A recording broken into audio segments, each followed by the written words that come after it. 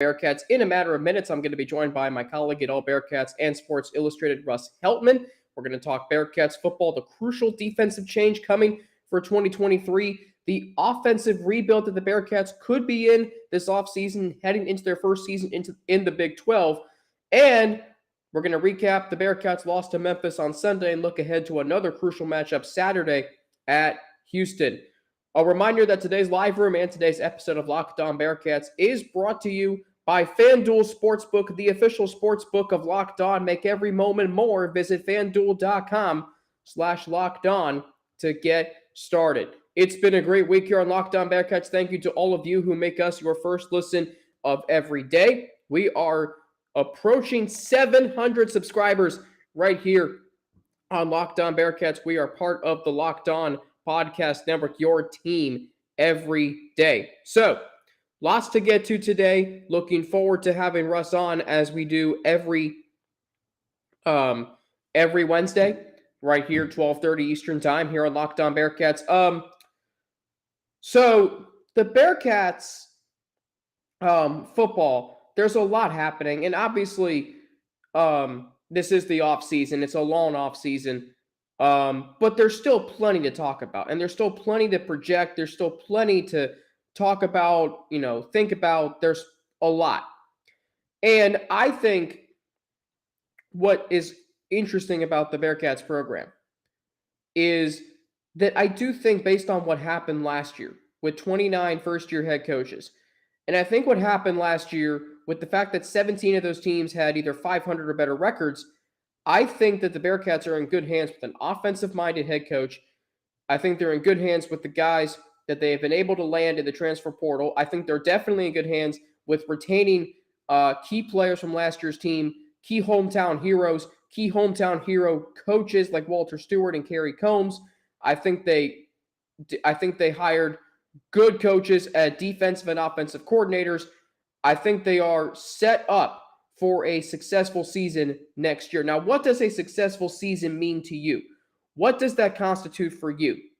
I think the first thing is qualify for a bowl game. Like, the Bearcats have not had 6 straight winning seasons in nearly 70 years. The Bearcats have also made 13 bowl games in the previous 16 years. So you want to keep that streak going. 13 bowl games in 16 years is really, really good. Again, the Bearcats are not Ohio State, Alabama, Georgia, all those blue blood schools. They've only been a good football program and at the top tier of college football, at the top tier for the last 5 years, and a really good program and a good program for the last 20 years. Ohio State has been a blue blood program for decades. Same with Alabama, same with USC, same with Notre Dame. Cincinnati is not that. So appreciate 13 bowl games in 16 years. Now, expectations are certainly going to be higher going into a Power 5 conference. You're going to have more opportunities to, it's not going to be as difficult and nearly impossible to make the college football playoff once the Bearcats get back to that level. But one thing that is, I think, going to constitute success next year is not falling off a cliff, not going from 9-3 to 4-8. I don't think the Bearcats are going to have the same hardships in their first year under Scott Satterfield as they did under Luke Fickell. I think they're in really good shape in terms of being in the Power 5 conference. They've got upgrades to facilities coming. They have more resources. Russ is going to be with us here in a few minutes. So this is a program that is still, I believe, on solid ground. And I hope you feel the same way. I hope you feel the same way that I do about the Bearcats football program. I understand that change happens so suddenly. Here the Bearcats were in the college football playoff in 2021. This time last year, they were just coming off that playoff appearance. We were talking about, well, how do they reload to win a third straight conference championship and ride off into the sunset from their time in the American, 10 years, and go to the Big 12 with a lot of momentum.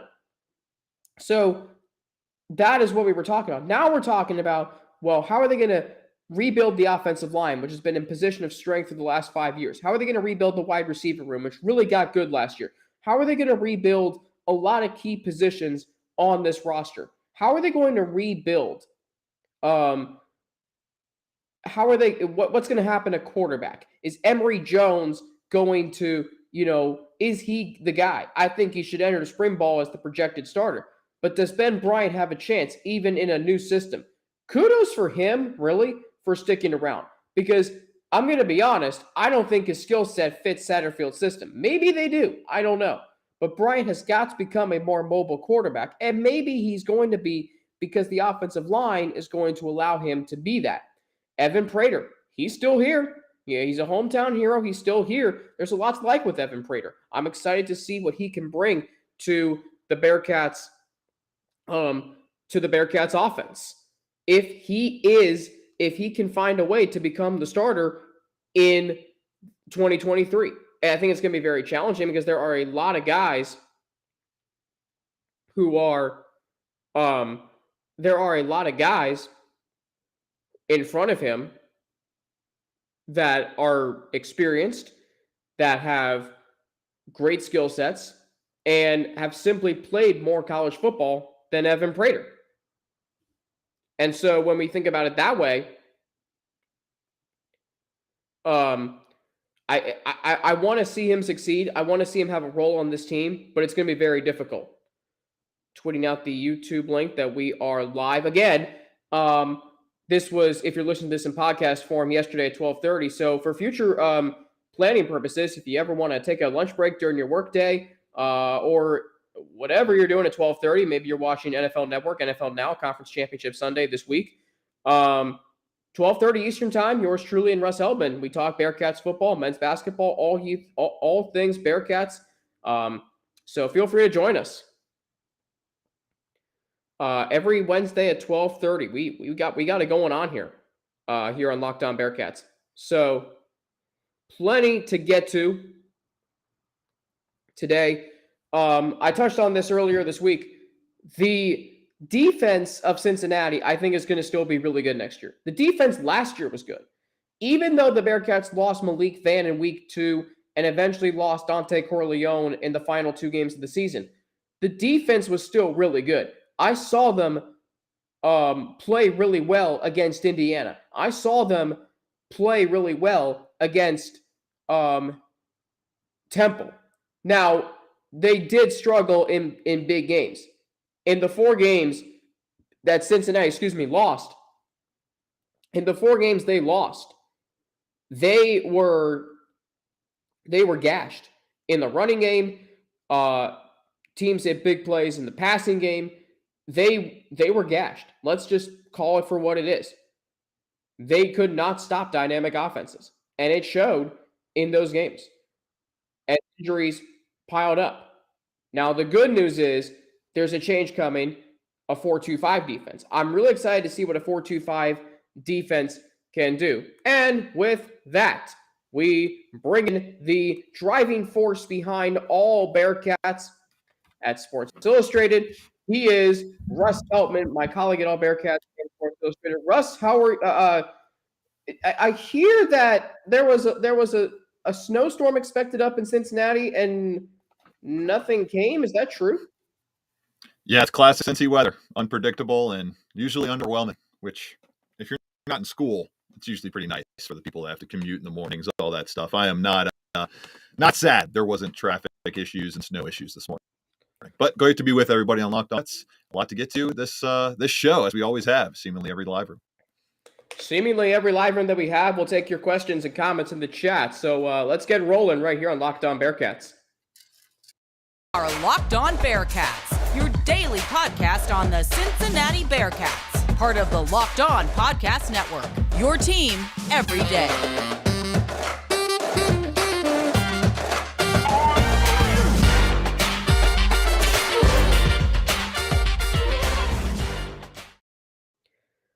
If I didn't mention this, today's live room and today's episode of Locked On Bearcats is brought to you by FanDuel Sportsbook, official sportsbook of Locked On. Make every moment more. Visit FanDuel.com/LockedOn today to get started. I'm Alex Frank. He's Russ Heltman, my colleague at All Bearcats and Sports Illustrated. Russ, I know you're in you're into betting. You write betting articles for All Bengals with James Rapine. So how about that? FanDuel Sportsbook coming to the Locked On Podcast Network. Can't beat it. I'm an avid FanDuel user. Just placed a parlay on some NBA awards this morning. Love FanDuel. Let's get it.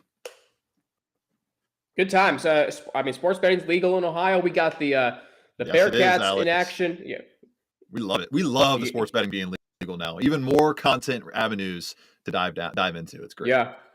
Oh, absolutely. I'm looking forward to getting back into to Cincinnati and Ohio. In about 2 weeks, Russ. So you and I will finally cover a game together in 2 weeks. So looking forward to that. But let's get to this because I talked about it earlier this week. The Bearcats defense next year, Russ, it's going to look a little different with new defensive coordinator Brian Brown, but I think it is for the better. So how important is this change defensively from a 3-3-5 to a 4-2-5 going to be, in your opinion?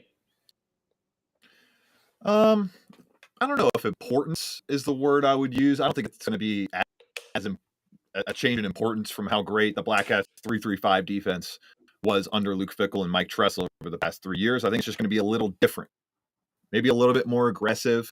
But all in all, I don't know the difference is going to be that glaring in terms of impact, in terms of players we expect to be in the roles they're holding right now and the roles that they held last year. In terms of the strength of the team, once again, Alex, I think you'd agree with me, being that defensive line and that linebacking core coming back next season as it was in 2022. So I don't know. I don't think there's that much difference, and especially that much of a difference in expectation out of this group compared to an offense that lost a lot more pieces and is a lot more of an unknown in terms of what we're going to see scheme-wise and what we're going to see personnel-wise at the quarterback position, at running back position, at the starting wide receiver position, at the starting offensive line position, at the starting tight end position. Oh, wait, I literally just named every single starting group you can have on an offensive unit, and that's the biggest question mark, I think, on this team right now, more so than the defense of Brian Brown, which, in my opinion, will be something that this program tries to lean on in the first 2 years of the Big 12 entrance as they just try to go 6-6 this year, try to make a bowl game, try to hold serve before bringing in more and more talent. Hopefully, if you're a Bearcats fan, in the recruiting ranks and getting the offense to the heights it needs to be in the Big 12 to compete for not only Big 12 titles, but national championships when they're probably most likely able to in the time frame after the 14 playoff moves to a 12-team playoff. I don't see them competing for that 14 playoff over the next couple of years. The goal is to be ready to win the Big 12 and get in that 12-team field in 2024. All right, so let's go to the offense. New offensive coordinator Tom Manning. What is he going to bring to the running game that can make it better than what it was last year? With Tom Manning, he's just going to bring development. He's going to bring, I think, a nice wide zone scheme mixed with Scott Satterfield. We'll see how their principles kind of coalesce in this offense. But I think we'll see a pretty sound running attack. I don't know if we're going to get a bell cow back, which has been kind of evading the Bearcats over the past year and a half, ever since Jerome Ford left. They had been using a bell cow in perpetuity. Michael Warren, Jared Dokes, Jerome Ford, those were the bell cows before. Didn't really have that last year, and it led to the inconsistencies that you and I talked about throughout the entire season. So I think with Tom Manning, goal number one is going to be, who are my aces in the hole at running back? Who are my lead rushers going to be? Is it going to be Ryan Montgomery? Is it going to be Corey Kiner? Is it going to be Miles Montgomery? Stephen Bird, maybe freshman, develops in the offseason a little bit. He comes out of nowhere. That's goal number one, I think, for this rushing attack, finding that perfect player to mold your scheme around and then building everything off of it. But as I said in the when looking at the offense, it's just very difficult to give the media what you think or what you want the scheme to look like when you haven't even seen your own personnel on the field with any kind of scheme that you're trying to work with them on. Yeah, something I talked about yesterday, and you mentioned it, Russ, the inconsistencies in the running game last year. And I talked about during the season how the interior of the offensive line was a big reason for it, that they could not run the ball up the middle. And I also said in the offseason last year, Russ, many times, the Bearcats are at their best when they've had bell cow running backs like Jerome Ford, like Michael Warren, like Isaiah Pete. I mean, you go all the way back to Isaiah Pete. When the Bearcats have had a bell cow running back, that's what's always worked for them. Now, here's a question I have for you. So on today's show, today's episode, Locked On Bearcats, which you can watch on YouTube or listen on audio anywhere you get your podcast, free and available. Something I said, I ranked the 15 transfers who have committed to Cincinnati so far, and I put Luke Kandra at number 1. And I said that because A, the offensive line has been a strength over the last 5 years, but now needs rebuilding, as you said earlier. B, because the Bearcats historically are a run-first offense, and if you don't have a strong interior offensive line, the running game is going to struggle. And Luke Kandra, Russ, as we know, is, he's played guard. He played guard at Louisville, and I think he would project as a guard potential starter at Cincinnati. Do you agree with Luke Kandra being the most, in terms of not best player, but in terms of most valuable transfer commit? Is Luke Kandra at the top for you? I'd say he's up there. I'd probably have maybe one of the receivers up there as well. Sling Burkhalter. I think he could be the most impactful player out of this transfer portal class. Donovan Olney also up there as well. I think a guy that's kind of going a little under the radar, but has a chance to make a big impact is Joey Belgian, the Western Kentucky transfer, nice red zone target that's coming over and most likely will start alongside Shimon Mater and Peyton Singletary, kind of rotation there in that tight end group. But I kind of do agree with you, Alex. I do agree in the fact that Luke Kandra, I think, and Trevor Radisevich for that matter, those two guys in the middle there, and pick your poison. Radisevich, I think, expected to be the starting center, moving Gavin Gerhardt either to left guard or right guard in that scenario. You're only as good as your offensive line in the sport of football for the most part. And if your offensive line does not meet the standard that they failed to meet last year, you're not going to meet the standards that your fan base has for this program. So I think it all starts up front. I would probably agree with you there. I would lean Luke Kandra and Trevor Radisevich. Those guys I think have the potential to have the biggest impact. And then going with Luke Kandra, the pedigree, the hometown hero, already played under Scott Satterfield, should be as seamless as a transition as possible in that Satterfield system. I could get on board with that. Yeah, I like that pick. Now, you said Sterling Burkhalter. He comes from North Carolina A&T. The Bearcats have 3 other wide receiver transfers who come from Power 5 schools, but you mentioned him first. Is there a reason for that? I just love what I've seen on tape from Burkhalter. I think he's at untapped potential, a little bit more potential, higher ceiling than Donovan Olney out of Washington State.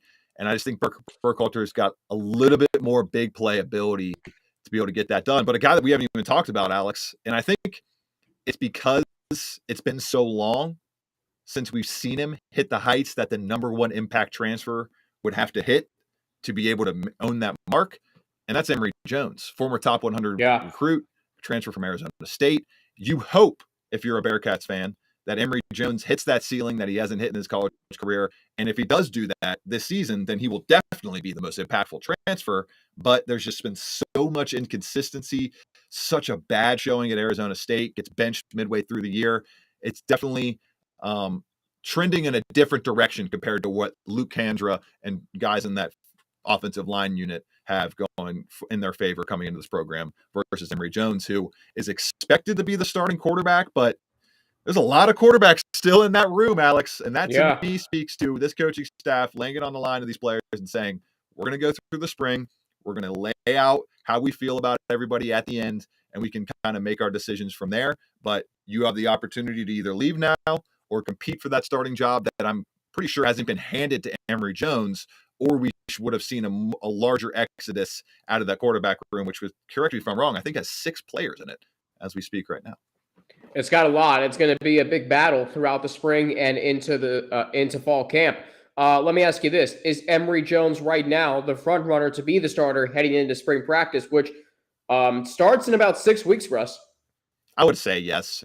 Just default front runner to be the starter. Ben Bryant didn't do anything last year to make you think he should be the odds-on favorite to be the starter. Evan Prater, you and I have spent plenty of time talking about how poorly he performed in those 2 starts afforded to him at the end of the season.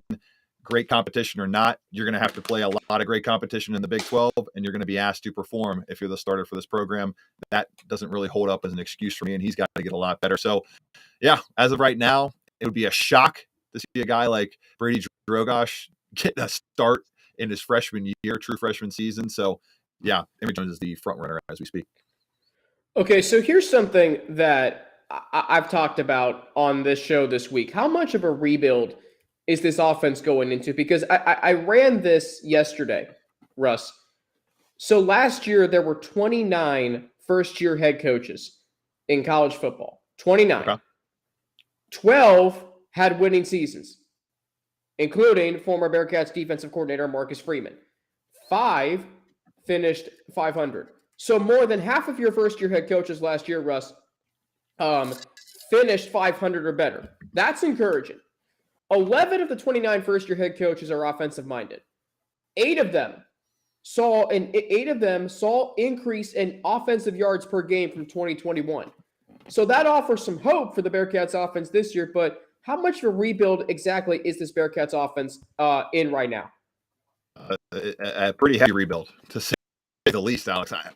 When you lose, I mean, outside of the running back position, they've lost everything. They've essentially lost everything. You've lost your entire offensive line, save for Gavin Gerhardt. You've lost, and Dylan O'Quinn, who that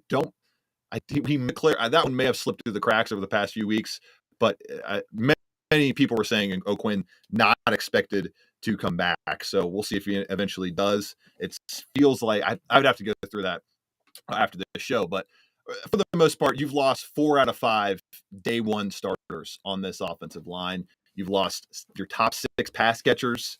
And to me, that just speaks to a full rebuild. You don't have a starting quarterback now. That's a full rebuild in a nutshell. It would only be a complete, utter 100% rebuild if they also lost Ryan Montgomery, didn't come back, Corey Kiner transfers, and Miles Montgomery also transfers. Then you're looking at a completely torn down to the studs unit.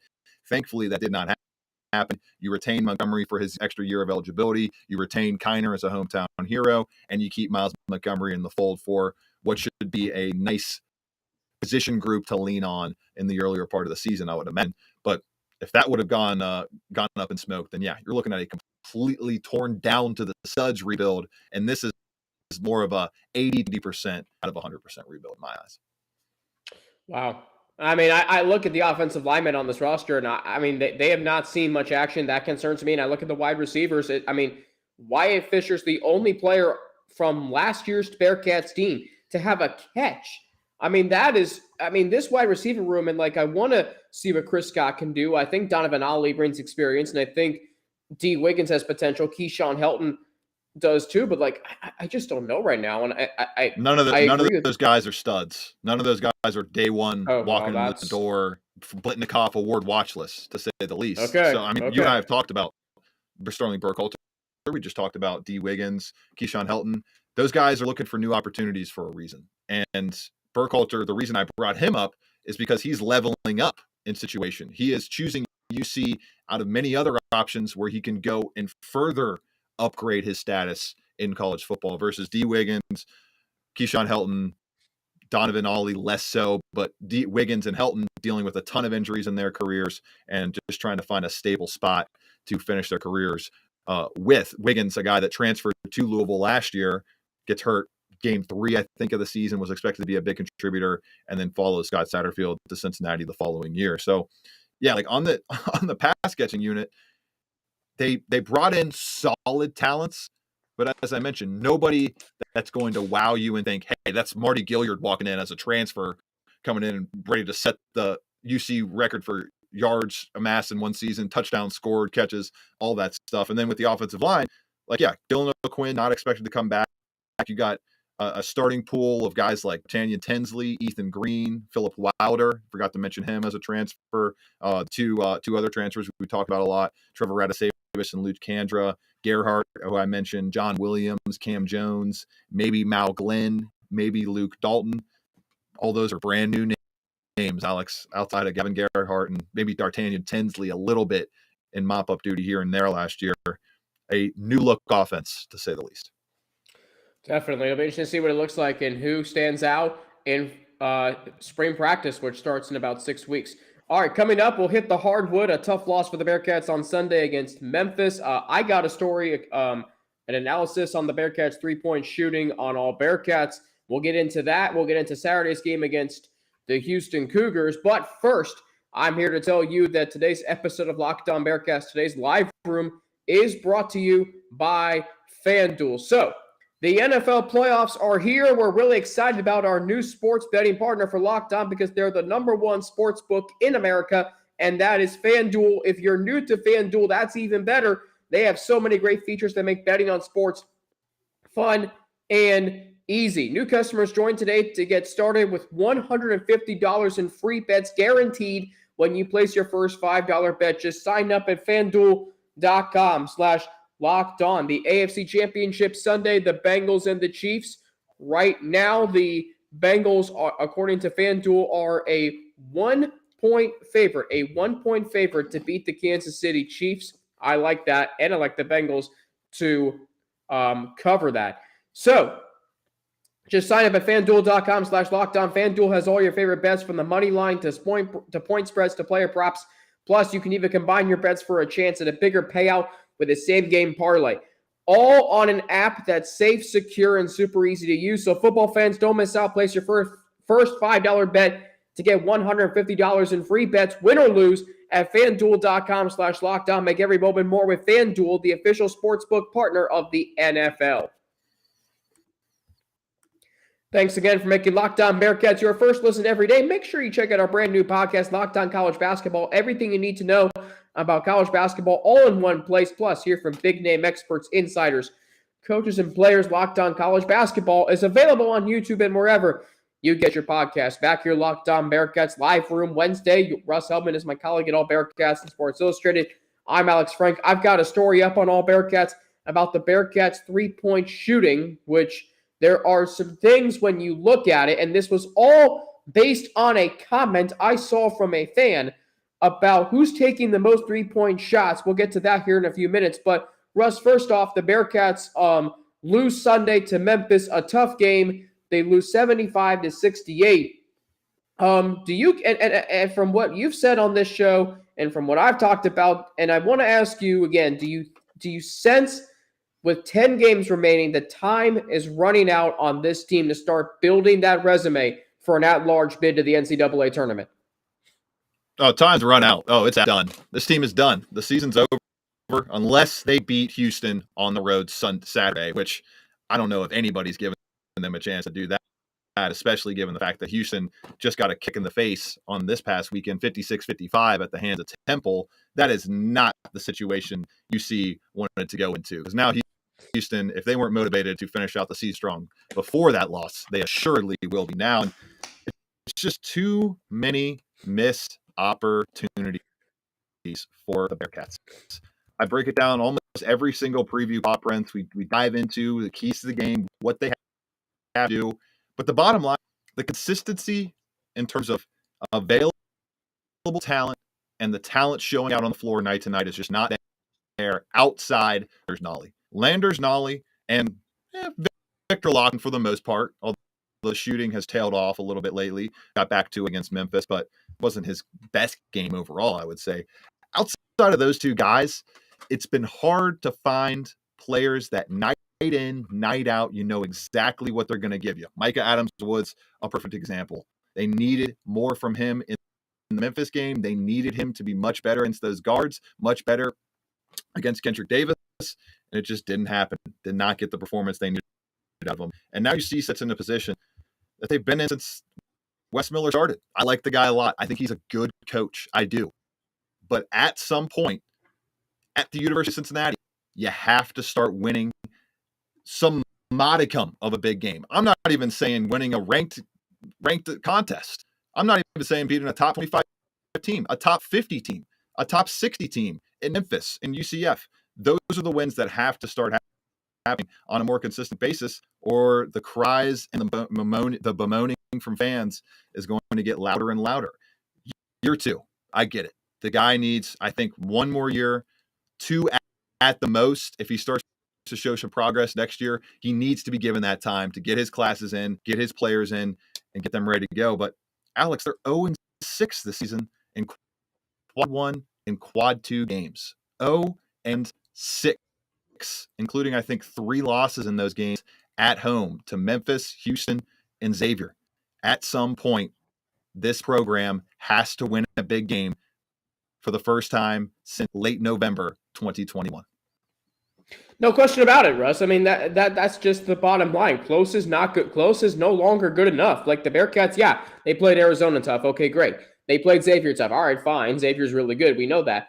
But at some point, you're going to have to start to win these games because, I mean, yeah, time is running out. Now, if they miraculously beat Houston on Saturday, hey, maybe we'll, sing a different tune next Wednesday. But if the doomsday clock gets some minutes lopped off a little bit at that point. But even then, they're still in a bad scenario. It's just so frustrating to me because, and I said this earlier this week, like we'll talk a little bit about the Bengals in segment 3 to round out the show, but like I watched the Sunday was a big sports day in Cincinnati. You know this, listening to this live room or in podcast form. Sunday you had the Bearcats at 1, and then the Bengals and Bills at 3 in the playoffs. Russ, what I saw from the Bengals, my biggest takeaway was the confidence and the chip on their shoulder they played with. Where's that from the Bearcats men's basketball team? It was here in the Mick Cronin days. Like right now, Russ, and this is a phrase Mick Cronin used to use all the time. There are guys on the team who, when they get on the bus, are deciding whether or not they're winning. I don't know if this team has that guy right now. I don't know if there's a guy on this team that when they step on the bus, they're going to be that alpha and lead this team to victory. I don't think DeJulius is that guy. I don't think Landers Nolly is that guy. I certainly don't think Jeremiah Davenport is that guy. That's the problem with this team right now, Russ. Do you agree? I don't know about that. I can't really get into the head of the players in that sense. All I can do is evaluate what I'm seeing on the floor and evaluate the talent. The talent's not there. Now, next year, it could be there. It's very possible that they could be a competitive team in the Big 12. Possibility is a big caveat because now you go on a Big 12 schedule and every single game is going to be that much more difficult compared to, sure, you have Houston this week, but you got a stretch earlier last week where you paired together 3 wins against East Carolina, SMU, and South Florida. They will never face a 3-game stretch that easy for the rest of their time in conference play as a Big 12 member. I am confident saying that with how great Big 12 basketball has been over the past 5 years, past 10 years, past 15 years. It's not going away anytime soon. So the fact of the matter is the talent just has to get better. It has to increase. I think you have to find a way to retain Landers Nolly next year. That is a massive, massive, massive goal for this program. Bring him back, have him be your marquee player going into the Big 12. And they should have another year development under Victor Locken. You get your 2 forwards that are getting a ton of great minutes, great development this season, and Dan Skilling and Josh Reed. You get them into being full-time starters in the rotation. You add a transfer or 2 here and there. You bring in your 2 big-name top 50 guards and Jizzle James and Rayvon Griffiths. You're starting to build something there.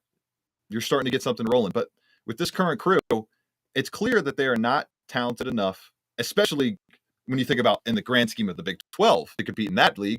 But to compete for this AAC title, they just are not consistent enough. And the overall, I think, acumen of the team to be able to buckle down in those big moments and be able to fight for what they believe in, fight for those winning goals there, but they just can't consistently access it because of the talent deficit that they are facing in these top 50, top 60 games. But like I mentioned, Alex, they got the best point differentials in the league because the coaching is so good that when they face these bad teams, it's like light work. The system overwhelms them and they're able to make easy work of them. But when they face these tough teams, it's a perfect example. Last 3 seasons against Memphis, they've lost every single game by 7 points. Yeah. They've been the same distance from Memphis every single year.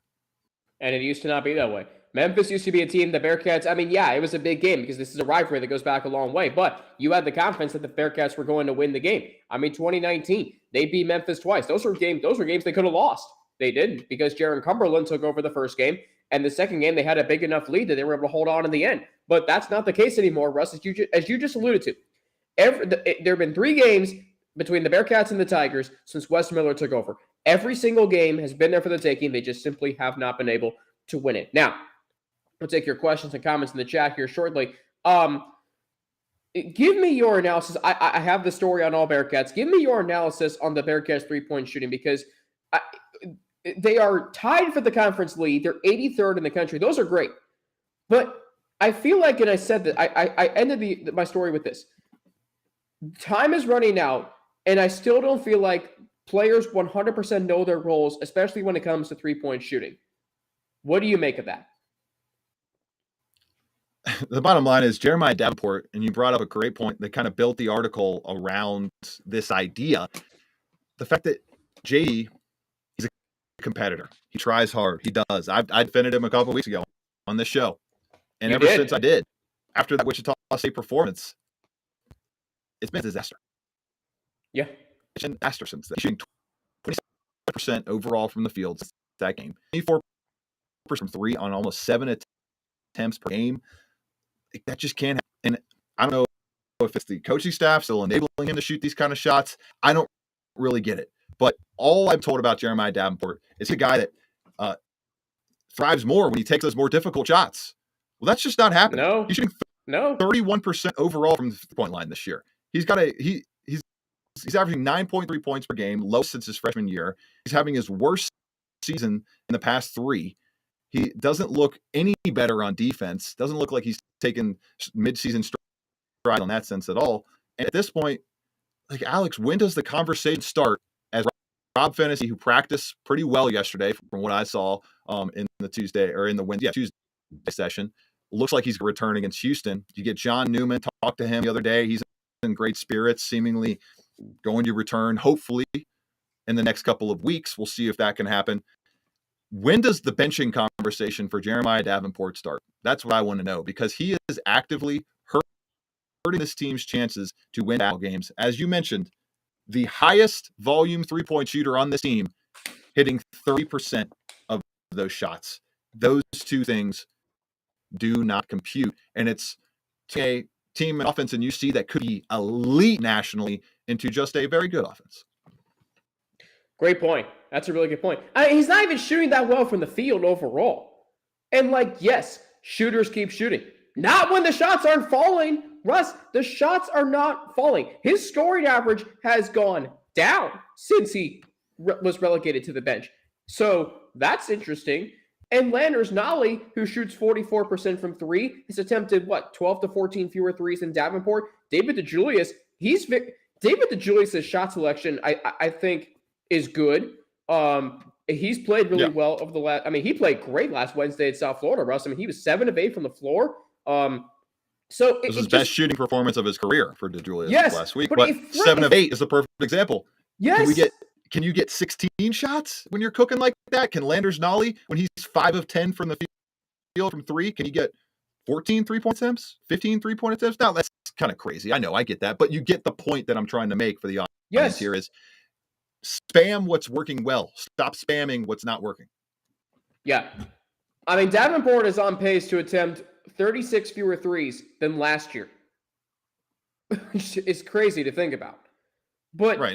And when I mean bench, I obviously know he's not in the starting lineup, but he's still averaging 28 minutes a game. Like, that's basically a starter level minutes. And he's shooting 26% from the field. And it's not just the shooting, Alex. The overall impact on the game has been cut in half since that great performance against Wichita State. 22 points, season high on January 5th. Since that game, he has a 3.7 average game score in each of the 5 following contests.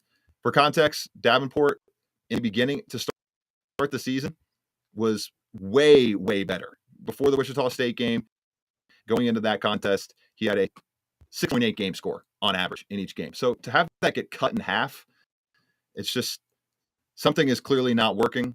It hasn't worked all season, and we only have 10 games remaining now. It's 66% of the way of the season. You are what you are at this point, player. Yeah. To quote Bill Parcells, you are what you are. All right, let's get to the chat here, see if we've got any questions and comments. Looks like we do. Paul Burkett says, I'm excited for Daniel Greshik being added to the D-line. Russ, I think that's a great point there. Here's a guy who is a hybrid defensive end linebacker transfer commit. And the Bearcats, I think, now are going to have the luxury of having 2 edge rushers, 1 on each side. And I said it earlier this week. Imagine if that 2021 team had 2 edge rushers on the D-line. Myjai Sanders was double teamed all season. He only had 2.5 sacks. Imagine if they had someone running opposite him. They could have that this year with their defensive line. And Greshik is a great transfer commit for this Bearcats team. Paul also saying Mayo Glenn is still a Bearcat, right? Been waiting on his opportunity. Russ, you just talked about him. He is. To answer your question, Paul, he is. Sab1, do you guys think Miller is the right coach? That's a very interesting question. You say you like him as a coach, Russ. I do too. Does it go back I think to he's just the this right team coach. not having the talent right now? Yeah, I think it's just the talent factor. It's the situation he was dealt at the beginning, and I think patience is a great virtue. It's perfect example is the team we're going to finish the show with, the Bengals. They hire Zach Taylor after 3 years. We might not be talking about back-to-back AFC Championship runs. So I think 3 years is a great bellwether point for any coach in any profession. 3 years, you get your system implemented, you get your players in by the end of year 2. That third year is when you should expect a really big takeoff. And I think that's when the expectations should really start to rise in most cases, Alex, for a program like the Bearcats. But they're headed to the Big 12 next year. I don't know how high the expectations can really get in year 1 of the Big 12 as you experience that schedule for the first time. Yeah, I mean, and look at the Big 12 right now, Russ. Kansas has lost 3 straight games to K-State, who I believe lost to Iowa State last night. Kansas also lost to TCU. I mean, not just lost, they got their brains beat in by TCU on Saturday. And then they lose to Baylor. Yes, at home. And they lose on Monday. Oh, and newsflash, they play Kentucky in Lexington this weekend. Yeah, you get the SEC Big 12 Challenge next year as well for the Bearcats. So looking forward. Woo, looking forward to that. Paul asked an interesting question. What does the money mean from the Big 12? What does the money from the Big 12 mean for the program and real program has done well without a big conference and due to the fact that the college football playoff is being expanded, including one group of 5 team? Would the Bearcats have been in a better position to shine if they remained a big fish in a small pond? I will answer that question right now. Absolutely not. If the opportunity is there to go to the big boys table, you go. I do not care. I don't want to be in the American anymore. The Big 12 is you're going to get more money. You're going to get better exposure. You're going to get better television deals. You're not going to be playing on ESPN Plus at 2:30 on a Saturday. You're not going to tip off at 9 o'clock on ESPN Plus on a Wednesday night, which is good for Russ because he's got to get up at 5 a.m. every day. Well, you might because the Big 12 is the flagship ESPN Plus league. Okay, so that will fine, still happen. Fine. But the money will be much better. That's fine. That's fine. I can live with that. But you know what? You don't want to play at 4 o'clock on a Saturday in the American Championship game. You want to play at noon on Saturday with Sean McDonough's crew or Chris Fowler's crew calling the Big 12 Championship. I'll put it to you that way, Paul. But an interesting question, but a very simple answer. Russ, we're going to hear from 2 of our sponsors, and then we're gonna round it out with we can get used to this. Another AFC Championship game appearance. We'll get to that after we hear from 2 of our sponsors. Russ, Mo said this. Mo Egger said this. Our good friend said this week. And I'm going to ask you this. Was Sunday the most impressive performance in Bengals history, considering what they were up against? No, I'm still going to go with the AFC title win last year. I'm still going with that, but it's up there. It's definitely top. I'd have to go through the entire 80s, 70s, 90s, not a lot of good stuff in the 90s, the 2000s, 2010s, all that stuff to actually do it. But I wouldn't say it's the number 1 most impressive performance by any Bengals team ever. I think beating that Chiefs team last year with how good they were on the road, as big of a deficit that they faced, 21-3, tied for the biggest championship game, overcame lead in the history of the sport. I think that to me is the biggest accomplishment. But the divisional round is up there. Tied for biggest comeback in conference championship game history with the 06. Thank you. That's the way I was trying to say it. With the 06 Patriots Colts. That was a great game. I know you got to run. Real quick, give me your score prediction for Sunday. Will the Bengals go back to the Super Bowl? I think they will. I'm rolling with the Bengals. All right. I got Cincinnati 28 and the Chiefs 25 on Sunday afternoon. Should be a really great game at 6:30. Should be. Russ, I know you got to run. Thanks as always for joining me Wednesday afternoons here on the live room. We'll talk to you next week, man. Stay well and stay safe with the weather up there, and I'll see you soon. Yes, sir, Alex. Hopefully, we're going to see each other in a couple of weeks' time on the beat together. It'll be a lot of fun to close out this regular season of Bearcats hoops. Looking forward to it. It's going to be a lot of fun. Russ, thanks for joining me. Best wishes to you, and we'll talk to you next week, man. Yes, of course. You too, Alex. Thank you, Russ Heltman.